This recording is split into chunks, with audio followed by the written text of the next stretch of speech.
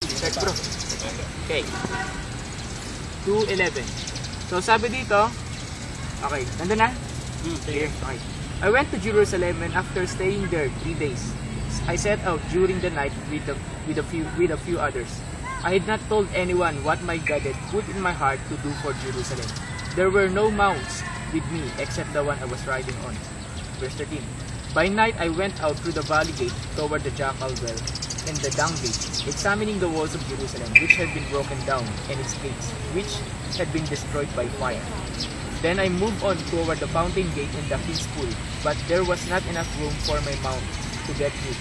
So I went up to the valley by night, examining the wall. Finally, I turned back and re-entered through the valley gate.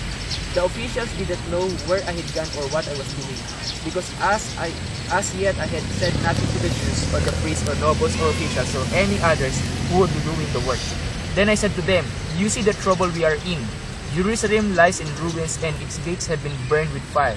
Come, let us rebuild the walls of Jerusalem, and we will no longer be disgraced."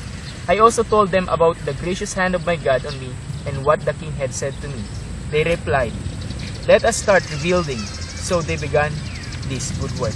Lord, thank you for your word. Thank you for this message. God, we are believing that you are rebuilding something. Thank you. In Jesus' name. Amen.